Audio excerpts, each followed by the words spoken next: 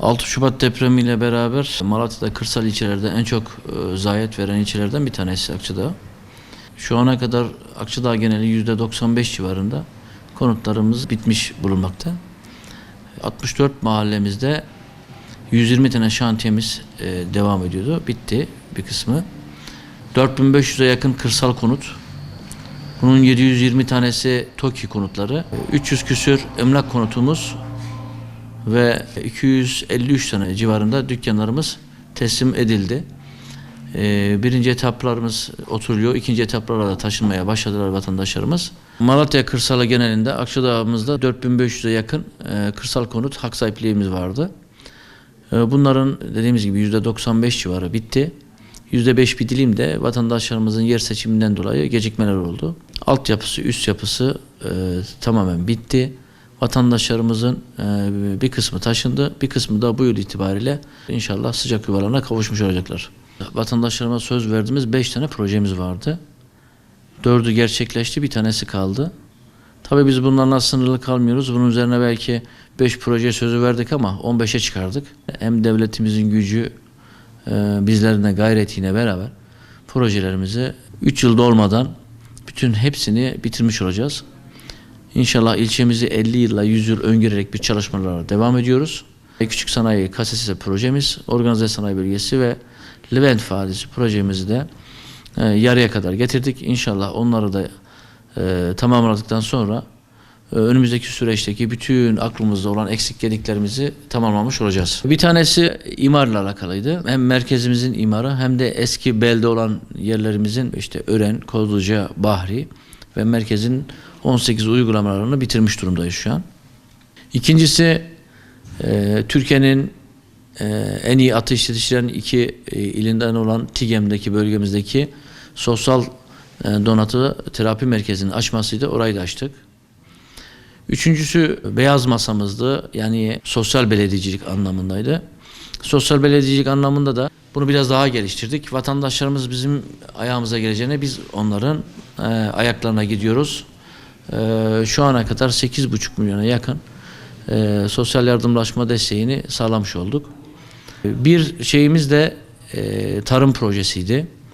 Tarım projesiyle ilgili de çalışmalarımız devam ediyor. Tarım parkla alakalı. Hem topraksız tarım anlamında hem seracılık anlamında çalışmalarımız devam ediyor.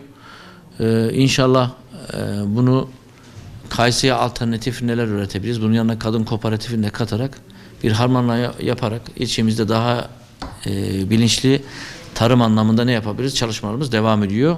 Sonuna yaklaştık. 5.'si OSB'ydi. OSB'yi de yarıya kadar getirdik. İnşallah onu da tamamladıktan sonra verdiğimiz sözlerin hepsi bitmiş olacak. Tabii ki biz 5 tane verdik, 5 tane sınırlı kalmayla alakalı değil. Bunun yanına çok projelerimizi de kattık. Eğitim olmazsa olmazımız. Şu an ilçe olarak eğitimde ön plandayız. Burada ilçe Milli Eğitim Müdürümüzün, hocalarımızın, öğretmenlerimizin gayretleriyle beraber devam ediyoruz. Eğitime bütün kırsallar dahil çocuklarımızın eğitim kitaplarını, kırtasiyelerini, çantalarını temin ediyoruz. Bunun yanında okullarımızın eksiklerini temin ediyoruz.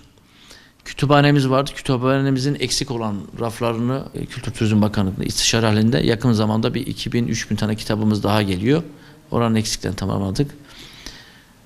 Kütüphanemizin altına kurs merkezi açarak 5 ve 12. sınıf ve mezunları öğrencilerimize kantiniyle dahil 1,5 yıl oldu tahsis ettik. Çocuklarımız şu an ücretsiz eğitimini devam ediyorlar orada. Şimdi organize sanayi bölgesi olmazsa olmaz. Bir yerde iş imkanı yoksa muhakkak o ilçe, il göç verecektir. Bizim Akçadağ'ımızın doğuyu batıyı bağlayan Kuzey Çevre Yolu'nun çıkışı ve 10 kilometre geride güneye bağlantısı olan bir alanımız var. 710 hektar. 38 parselimiz var. Talepler de güzel. İnşallah orayı sağladıktan sonra üreticileri oraya istihdam sağlayarak yer temin edersek önümüzdeki 50 yılla 100 yıl öngörerek iş istihdamını sağlamış bulunacağız nasip olursa.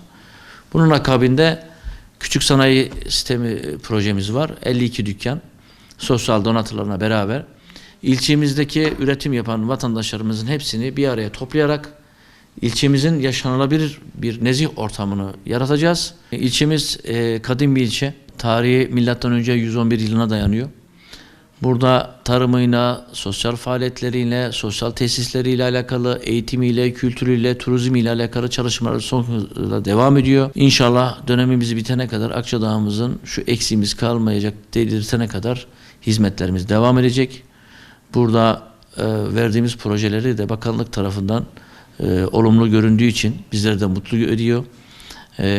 Eksiklerimizi de ilçemizin ihtiyaçlarına göre veriyoruz. Güzel projeler yapıyoruz. Burada bir ekibiz. Arkadaşlar çok gayretli şekilde çalışıyorlar.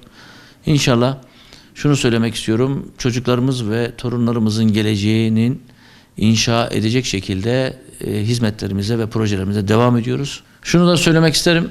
Depremin Allah kimseye vermesin. Zor bir iş. Ama oldu, bunu yaşadık. İnanın ki depremi artık ilçemize daha faydalı olması için eski Akçadağ'ı unutarak yeniden bir Akçadağ meydana geliyor. Bu da vatandaşlarımızı da mutlu ediyor, bizleri de mutlu ediyor. Yani bu çalışmalarımızla beraber yeniden bir Akçadağ küllerinden doğuyor, vatandaşlarımızın söyleyecektir nasip olursa. Çalışmalarımız, eğitimle alakalı desteğimiz devam ediyor. Turizmle ilgili çalışmalarımız var. Tarımla alakalı çalışmamız var. Vatandaşlarımızın sosyal konutlarıyla alakalı sosyal konutlar fazladan üretildi. Onlar var. Parsel üretimimiz var. Bunun yanında vatandaşlarımızın gelebilmesi için. Bunun yanında sanayi, büyük organize sanayi bölgesi, bunların çalışmalarımız devam ediyor. Sporla alakalı, gençlerle alakalı çok güzel çalışmalarımız var. Sadece futbol takımında 60 tane çocuğumuz 12-13 yaşlarında devam ediyor. Bunun yanına voleybolu, boksu, karateyi hepsini katacağız. Vatandaşlarımız işini sağladıktan sonra, istihdam sağladıktan sonra inşallah merkezde olan Akçadağlı nüfusunun bir kısmını da buraya çekmeyi düşünüyoruz. 3 yıl sonra bu projeler gerçekleştikten sonra nüfusumuz 32.000, inşallah 50.000'i bulacağız diye çalışmalarımıza devam ediyoruz.